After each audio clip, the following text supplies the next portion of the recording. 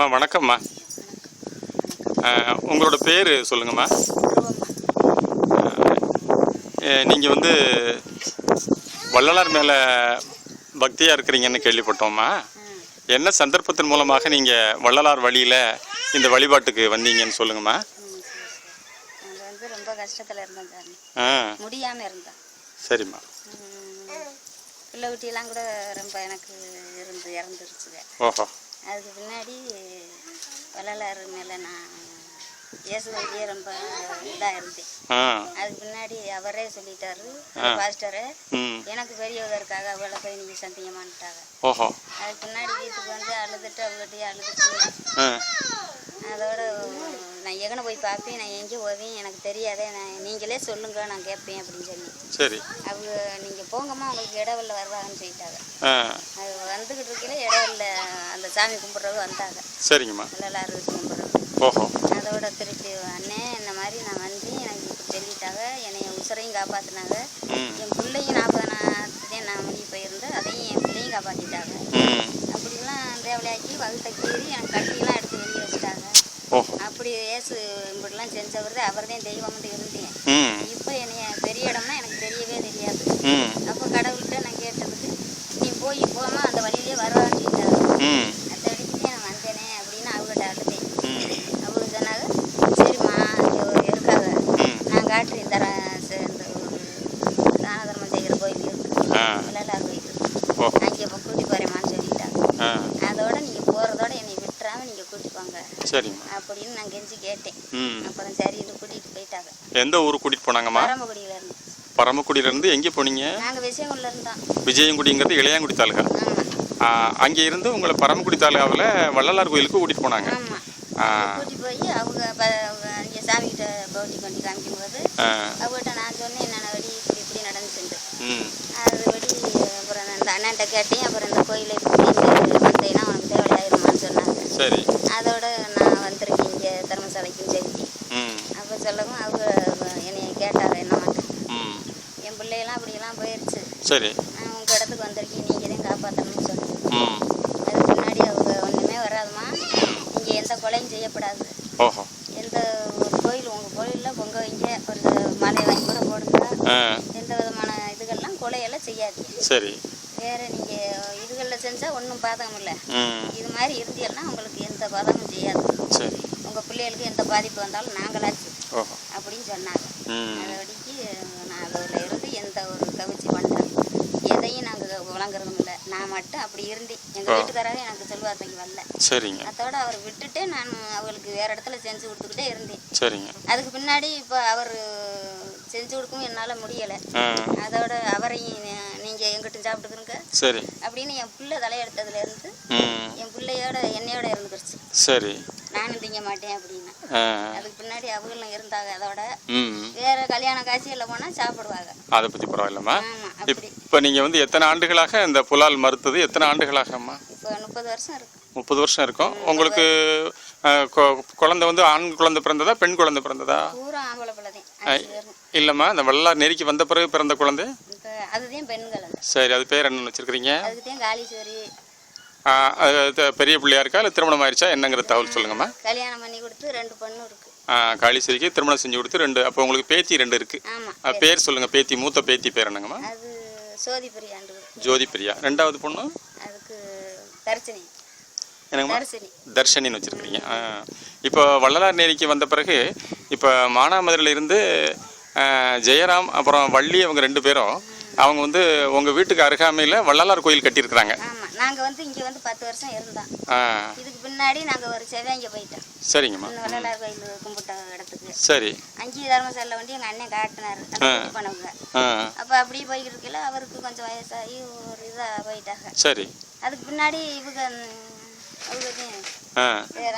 ராசா கொண்டு வந்து அந்த தர்மசாலையில வந்தாங்க. நானும் இங்க போயிருக்கேன் கோயிலுக்கு. சரி. போயிருக்கும் போது வேற கிட்ட இடம் கேட்டாரு. கேட்டாங்க அந்த தாய்மகள் தொழில. சரிங்க. இது அதுக்கு முன்னாடி அவங்க வேறவங்க சொன்னாங்க என்ன விளையாங்கிட்டு அப்படின்னு சொன்னாங்க. அப்புறம் என்னகிட்ட நான் சொன்னேன், நாங்க இருக்க இடத்துலயும் பக்கத்துல இடம் கிடக்கு விற்கணும்னு சொன்னாங்க. சரிங்க. அப்படின்னு நான் சொன்னேன். அப்போ சரின்னுட்டு அப்போ அந்த ஆளை பார்க்கலாமா மாட்டாவும் பார்க்கலாம் ம். அப்படி செய்யிட்டாங்க. சரிங்க. அதோட வந்ததே அந்த இடத்த பார்த்து ம். அவங்க வந்து பார்த்து அவரை கலந்து ம். இந்த இடத்த வாங்கி இந்த கோயிலை கட்டி ம். திறப்புல வச்சு ரொம்ப அவங்களும் அவங்க மனைவியாம் வந்து ம். தெய்வம் மாதிரியா கட்டி கொடுத்து அதில் தான் நான் தொண்டு செஞ்சுக்கிட்டு இருக்கேன். அப்போ வந்து வள்ளலார் மேலே உங்களுக்கு ஏற்கனவே இருக்க அந்த ஒரு அதீத பற்று காரணமாக இப்போ உங்களுக்கு வீட்டுக்கு ஏத்தாப்புல இருக்கிற வள்ளலார் கோயிலில் நீங்கள் தொண்டு ஊழியம் பண்ணிட்டு இருக்கிறீங்க. ஆமாம், தொண்டு தான் செய்யுது. இதை பொறுத்த மட்டும் நீங்கள் இந்த விளக்கெல்லாம் பராமரிக்கிறீங்களா? ஆமாம், விளக்குக்கு நாங்கள் தான் பராமரிக்கிறோம். அப்புறம் மாதத்தோறும் நீங்கள் பூசத்துக்கு நீங்களும் உணவளிக்கிறேன்னு சொன்னாங்களாம்மா? ஆமாம், வாசம் தானே? நாளைக்கு இருக்கா அவங்க ஒரு மாத்தைக்கு போடுவாங்க, நான் ஒரு அந்த 15 நாளையில் ஊடால நாங்கள் ஒரு நேரம். ஓ, சரி சரி சரி. இப்போ வள்ளலார் வாழ்க்கைக்கு வந்த பிறகு அந்த நெறியில் வந்த பிறகு உங்களுக்கு வாழ்க்கையில் முன்னேற்றம் தெரியுதாம்மா? முன்னேற்றம் நாங்கள் ரொம்ப நல்லா இருக்கோம். எந்த ஒரு விதமான இதுவுமே இல்லை, எங்களுக்கு கஷ்டம் இல்லை. நல்லதுங்கம்மா. உடல்நிலைக்கும் நல்லா இருக்கு. சரி சரி. வேற எந்த கோளாறு குற்றங்களும் எங்களுக்கு இல்லை. நல்ல நம்பிக்கையோடு இருங்கம்மா. அருட்பெருஞ்சோதி ஆண்டவர் உங்களுக்கு காப்பாருமா. ரைட். அவர் தான் எங்களுக்கு நல்ல வழியாக. அவங்க 2 பேரும் தான் எங்களுக்கு தெய்வமா இருக்காங்க. அங்கே இருக்காருமா ஆண்டவர். உள்ள வர சொல்லு, உள்ள வர சொல்லு. உள்ள வர சொல்லு. சரி.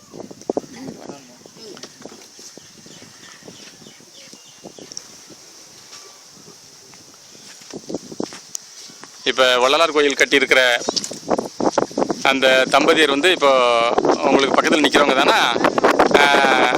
ஜெயராம் ஐயா பேர் ஜெயராமா?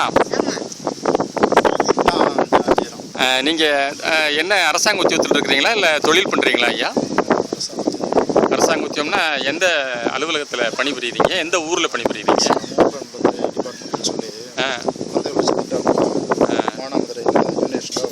சரி சரி சரி.